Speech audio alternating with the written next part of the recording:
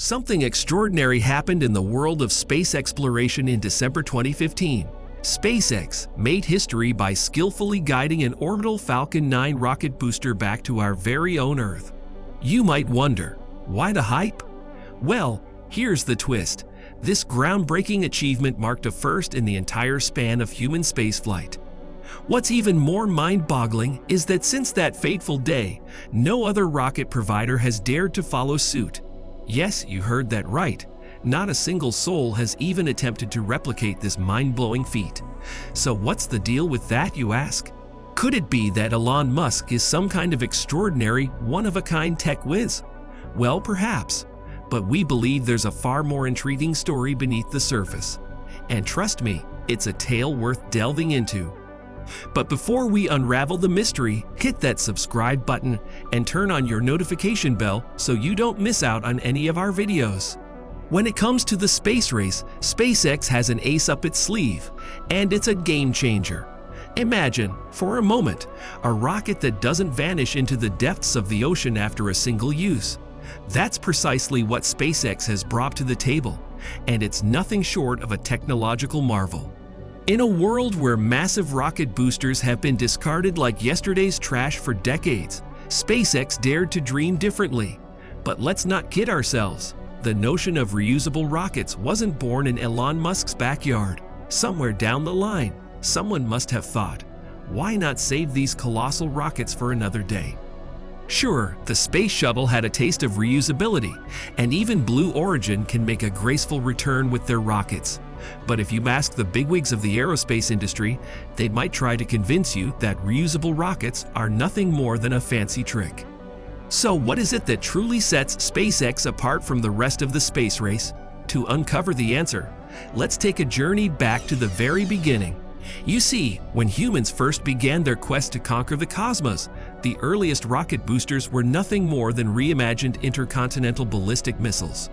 Take, for instance, the Titan II, a weapon originally designed to launch a terrifying 9-megaton nuclear warhead halfway across the globe. It's hard to believe that these menacing machines laid the foundation for space exploration as we know it.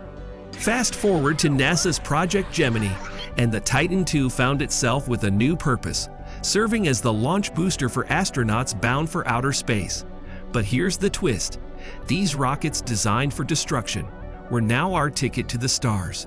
However, the reality was that we couldn't expect them to do much more than their intended destructive duty. When NASA shifted to the Apollo missions aiming to send astronauts to the moon, they needed a specially designed rocket, the Saturn V. This massive rocket was much bigger than any other in history, but it had a big problem. The challenge they faced was the inability to bring back most of the rocket from the moon's surface.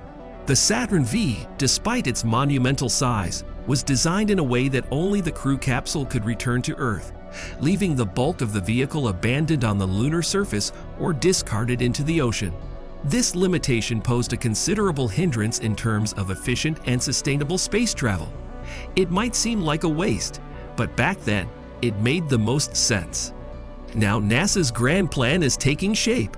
They are busy shaping the concept of their space shuttle, a revolutionary rocket plane and booster system that would redefine the game for sustainable human spaceflight. The visionary behind this concept was none other than Wernher von Braun, the chief architect of the Saturn V. Now, here's where history gets a little murky. We didn't really know about von Braun's past as a former Nazi rocket scientist until long after he had passed away. But let's focus on the brighter side of things. Von Braun's brainchild, the Fairy rocket, was slated to bring human spaceflight into the mainstream. This three-stage marvel was designed to be fully reusable. The first two booster cores would gracefully return to Earth under parachutes, and the third stage, the orbiter, would glide back to our planet, landing gracefully on a runway. Consider the challenge that NASA struggled with when dealing with its space shuttle. It might sound intriguing at first because the shuttle had the potential for multiple uses, which aligned with the criteria granted by the US Congress when it received funding in 1972. However, the actual process of preparing a space shuttle and its twin booster engines for another launch after a single flight turned out to be a colossal undertaking. absorbing a staggering 650,000 hours of combined labor. Think about it. This was no sequential operation, but a simultaneous effort. If it were done sequentially, it would have taken an astonishing 74 years to refurbish a single space shuttle. When it comes to reusable rockets, the critical factor lies in the number of launches justifying the initial investment. Surprisingly, NASA's solution was not in the direction of reusability, but in launching 12 disposable rockets. This practical approach raised a fundamental question, which is, at what point does a reusable rocket system become financially sensible? Sadly, NASA never got to explore this crucial threshold. The space shuttle, despite its envisioned frequent launches, demanded more refurbishment than expected and achieved only a fraction of its intended flight frequency. Would it have been cheaper for NASA to discard each space shuttle after a single flight and build new ones?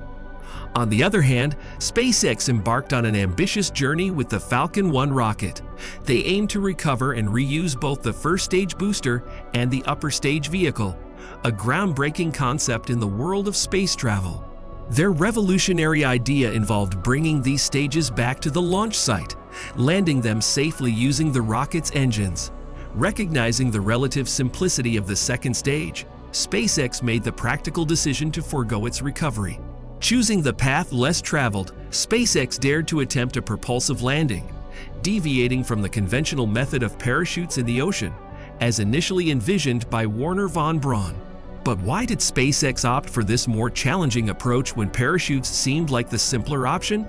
It turns out they did experiment with parachutes, yet the complex physics at play rendered them ineffective for the Falcon 9.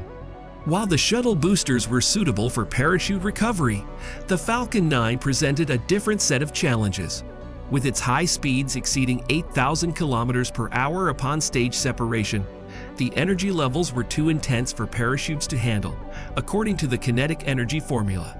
So, SpaceX went with Elon Musk's philosophy of simplicity. Why add parachutes when the rocket's engines could do the job? These engines, in addition to their propulsion role, acted as a heat shield during re-entry into the Earth's atmosphere. It may surprise many that the Falcon 9 didn't truly become a reusable rocket until 2018 when SpaceX unveiled its final version, Block 5. Unlike most rockets, which stick with their initial design, SpaceX actively developed the Falcon 9, mindful of the dangers posed by tweaking its structure. In the words of Elon Musk, "If things are not failing, you are not innovating enough." Let's start with the earlier version, the Falcon 9 version 1. It was smaller, measuring around 46 meters, with a modest thrust of 1.1 million pounds. Initially not equipped for reuse, it embarked on 5 successful missions, including sending a cargo Dragon capsule to the ISS. Next came the Falcon 9 version 1.1, a significant upgrade reaching 68 meters, with a boosted thrust of 1.3 million pounds. This version marked the first controlled return to Earth, with successful soft landings over the open ocean. Despite some unsuccessful attempts at drone ship landings, SpaceX persisted with its innovation. Then, in a setback, the Falcon 9 faced a mid-air failure in 2015, prompting SpaceX to go back to the drawing board. The Falcon 9 version 1.2, also known as Falcon 9 Full Thrust, emerged longer at 70 meters, boasting a powerful 1.7 million pounds of thrust. SpaceX achieved this by cooling their liquid oxygen and rocket fuel to increase energy density. And guess what? The latest version matches the size of the old one, but it's a bit stronger, packing 1.8 million pounds of thrust. Now, how can you tell the difference? Well, the fresh coat of black paint in the middle and on the landing legs is a clear giveaway. But the real upgrades? They focused on making this rocket booster more reusable, not just fixable. Let's break it down. Back in the day, SpaceX didn't reuse those boosters much, only sometimes renovating them. But with the Block 5, things changed. They amped up the turbopumps inside the engines and toughened up the grid fins, shifting from aluminum to pricey titanium. This move made these fins more heat-resistant during re-entry and gave better control over the rocket's path in the sky. The entire body got a sleek new thermal coating, reducing heat absorption, Plus, a swanky liquid-cooled heat shield was added to the base, protecting the engines and plumbing system. The landing legs also got an upgrade, now able to fold back up effortlessly, unlike before. The ultra-high-pressure tanks storing helium were wrapped in fancy carbon fiber, minimizing the risk of explosions. Fast forward to now.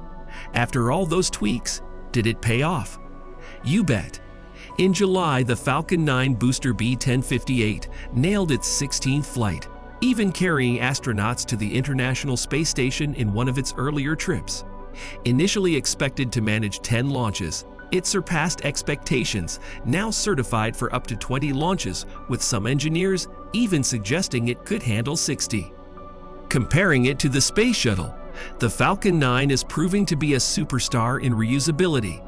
With the Starship on the horizon, who knows where this rocketry journey will take us next? The future looks pretty exciting, doesn't it? What do you think?